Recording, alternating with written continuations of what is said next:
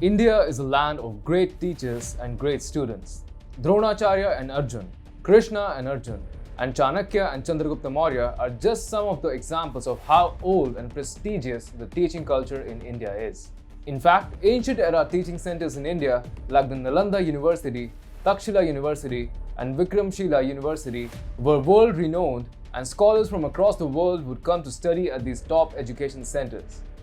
However, with the advent of the British, India's great learning culture suffered irreversible damage. Education slowly became a commodity, and education providers became industrialists. Today, a massive coaching industry is functioning throughout the length and breadth of India. The government itself realizes that rendering education isn't really a form of charity now, and this is why such coaching centers ought to be taxed. Hi and welcome. You're watching TFI English, the national socio-political analysis arm of the TFI Media Group. I'm your host Siddharth, and in this video, I will tell you why coaching centers should not be exempted from taxation. Let's begin. Should the education sector be taxed or should it be exempted? The contentious question got answered only last year. In a 2020 ruling by the Maharashtra Authority for Advanced Rulings, it was held that coaching centers are not exempt from the goods and service tax and that they will continue to pay GST at 18%. Coaching centers are technically not at par with the exempted educational institutions. The coaching centers render only a commercial service without offering an acknowledged diploma or degree. They also do not follow a formal academic curriculum. Therefore, they are not exempted from GST. The reason behind not exempting coaching centers from GST is more of a technical viewpoint. Let's analyze the practicality behind it. Coaching centers have become a full-blown industry with cutthroat competition at all levels in the education sector, right from schooling to university entrance examinations and government jobs. Since coaching is no longer a noble pursuit that it used to be, there is no need to exempt it from taxation. Now, you probably send your children to a high-end school. You spend thousands or probably even lakhs of rupees on school fees, books, co-curricular activities, and so on. So, why do you have to pay for your kids' expensive coaching? Well, you can put the blame on a faulty education system. The Britishers created a terrible education system in the country that catered to the needs of the colonial power. The Britishers educated the people of India to serve their own interests. The education wasn't really market-oriented or skills-based. The only aim of the British was to recruit clerks to aid them in administration. Even after independence, there were not many changes in the education system.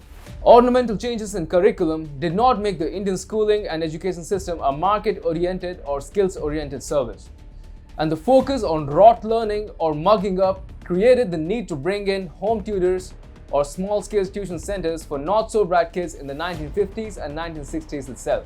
Over time, coaching transformed from exceptional luxury to a general necessity, and now you will rarely find a child or teenager who is not taking coaching classes. Coaching services have actually become an industry today, by which time the socialist ideology had reached its zenith. Due to mushrooming public sector undertakings, the nationalization of banks, and the creation of colossal bureaucracy, the number of government jobs on offer went up drastically. Due to a small organized private sector and lack of incentive for entrepreneurship, a government job was seen as a ticket to prosperity. This is why a plethora of coaching centers came up that promised a great career in public sector banks, government departments, and other such sectors. Ultimately, the hype around the civil services built up rapidly, and this is when all metropolitan cities witnessed the rise of coaching centers for cracking the UPSC Civil Services Examination, or CSE.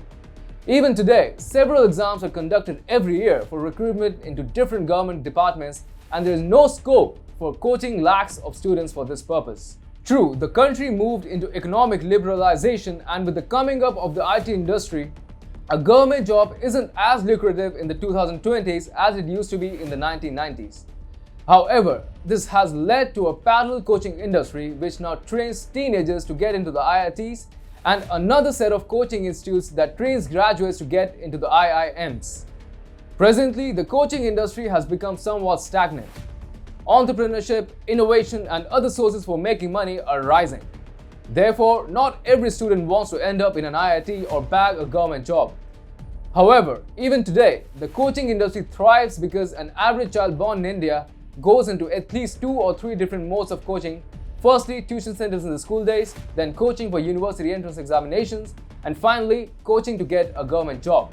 Moreover, since coaching centers are result-oriented and not skills-oriented, a student needs repeated coaching classes in order to achieve every single academic goal. Therefore, coaching centers are not really centers of education. Rather, they are business centers that are taxed appropriately.